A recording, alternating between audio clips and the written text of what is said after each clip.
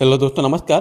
क्या आपने कभी सोचा है कि फंडामेंटल स्ट्रॉन्ग कंपनी जिसका प्रॉफिट और सेल्स हर साल रॉकेट की तरह बढ़ रहा हो, वो आपको 40 से 50% डिस्काउंट पर मिल सकती है।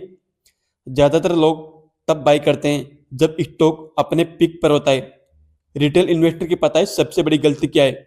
वो हमेशा ऐसे स्टॉक को बाई करते हैं जो रॉकेट की रफ्तार से दौड़ रहा हो और फिर हाई पर बाई करके उनमें फंस जाते हैं। फिर बोलते फिरते हैं कि भाई स्टॉक मार्केट सट्टा है, जुआ है। अरे भाई, मार्केट कोई सट्टा जुआ नहीं है। आपकी टाइमिंग ही किसी स्टॉक में गलत होती है, क्योंकि कोई भी स्टॉक खराब नहीं होता।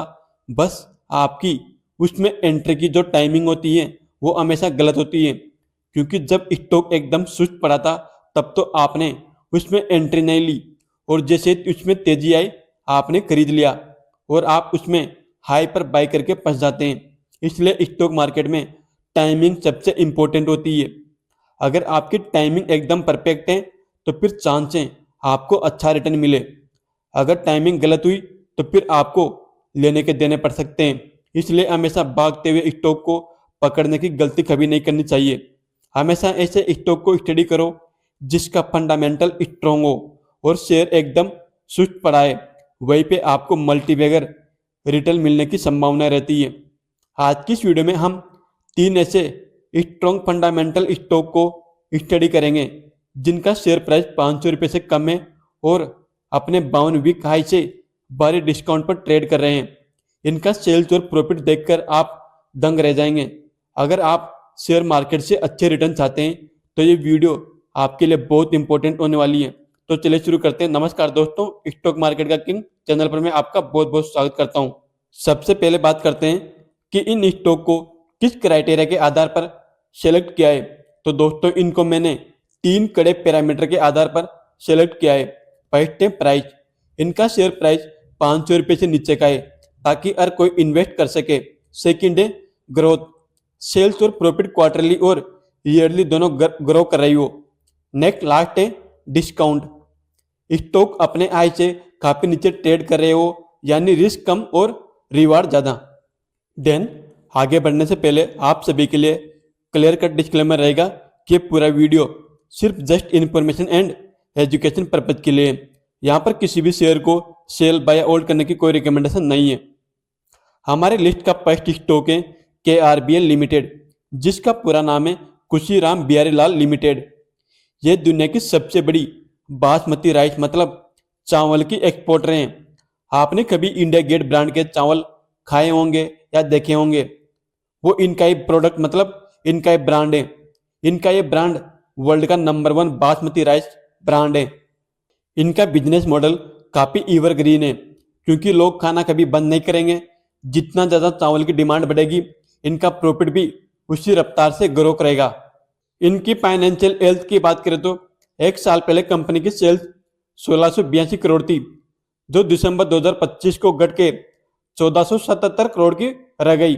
जबकि 3 महीने पहले इनकी सेल्स 1511 करोड़ थी, जो दिसंबर 2025 को घट के 1477 करोड़ की हो चुकी है। आपको कंपनी की सेल्स में ईयरली और क्वार्टरली दोनों में डाउनफॉल दिख रहा है। इसका रीजन है मिडल ईस्ट का तनाव, क्योंकि कंपनी ईरान और इराक में सबसे ज्यादा अपने चावल का एक्सपोर्ट करती है। जब भी मिडल ईस्ट में तनाव आता है तो उसका इम्पैक्ट कंपनी के सेल्स पर पड़ता है। कंपनी के नेट प्रॉफिट की बात करें तो एक साल पहले कंपनी का नेट प्रॉफिट 133 करोड़ था, जो दिसंबर 2025 को बढ़ के 170 करोड़ का हो चुका है। जबकि 3 महीने पहले इसका नेट प्रॉफिट 172 करोड़ था, जो दिसंबर 2025 को थोड़ा सा डाउन होके 170 करोड़ का हो चुका है। यह स्टॉक अपने 52 वीक हाई 495 के लेवल से गिरकर अब काफी अट्रैक्टिव वैल्यूएशन पर ट्रेड कर रहा है। इसका पी रेशियो 13 के आसपास है, जो इंडस्ट्री के एवरेज पी रेशियो से काफी नीचे है। मतलब यह स्टॉक अंडर वैल्यूड है। कंपनी का मार्केट कैप 8000 करोड़ के आसपास है। नेक्स्ट, हमारी लिस्ट का सेकंड स्टॉक एक ऐसे सेक्टर से बिलोंग करता है जो फ्यूचर ओरिएंटेड बिजनेस है, ग्रीन एनर्जी। हम बात कर रहे हैं NHPC की, मतलब national hydro electric power corporation, जो कि गवर्नमेंट कंपनी है। इसको नवरत्न का दर्जा मिला हुआ है।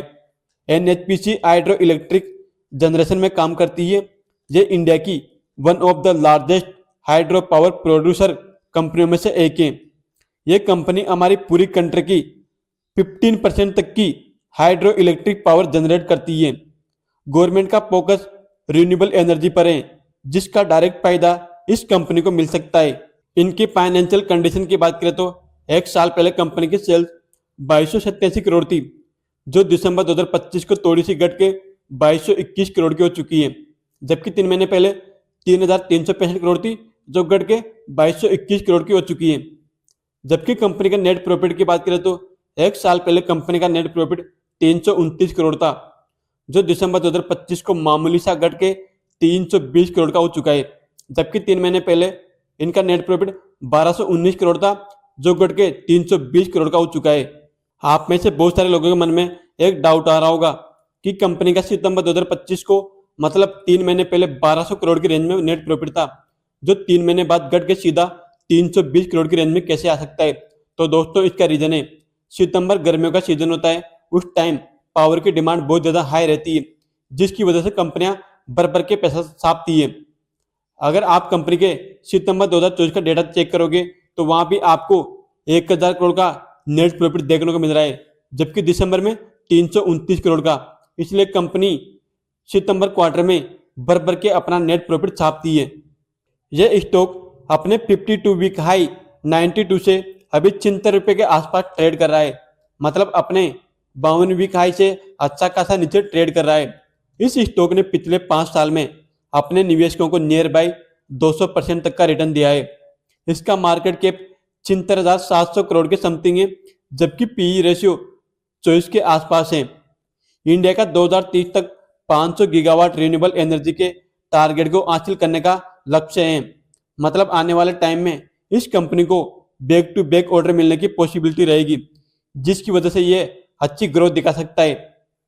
नेक्स्ट हमारी लिस्ट का तीसरा और लास्ट स्टॉक है कैस्ट्रॉल इंडिया।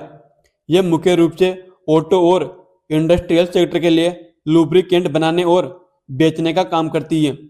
इसका market share according to Q2 financial choice के हिसाब से 51% का है, मतलब कंपनी लुब्रिकेंट सेक्टर में 51% का मार्केट शेयर एंजॉय करती है।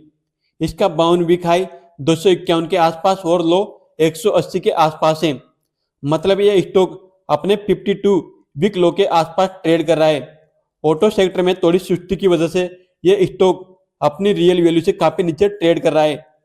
इस कंपनी का ROE मतलब रिटर्न ऑन इक्विटी रेशियो 40% से ज्यादा का है, जो कि माइंड ब्लोइंग है, मतलब अद्भुत है। जैसे जैसे ऑटो इंडस्ट्री आगे बढ़ेगी उसी के साथ ये कंपनी भी बड़ी बनती जाएगी, क्योंकि ऑटो सेक्टर में लुब्रिकेंट की डिमांड बहुत ज्यादा रहती है। इनकी फाइनेंशियल कंडीशन की बात करें तो एक साल पहले कंपनी की सेल्स 1354 करोड़ थी, जो दिसंबर 2025 को बढ़ के 1440 करोड़ की हो चुकी है। जबकि 3 महीने पहले 1363 करोड़ थी, जो बढ़ के 1440 करोड़ की हो चुकी है। जबकि कंपनी का नेट प्रॉफिट की बात करें तो एक साल पहले इसका नेट प्रॉफिट 271 करोड़ था, जो दिसंबर 2025 को थोड़ा सा घट के 4% घट के 245 करोड़ के आसपास हो चुका है। जबकि 3 महीने पहले 228 करोड़ का नेट प्रॉफिट था, जो दिसंबर 2025 को बढ़ के 245 करोड़ का हो चुका है।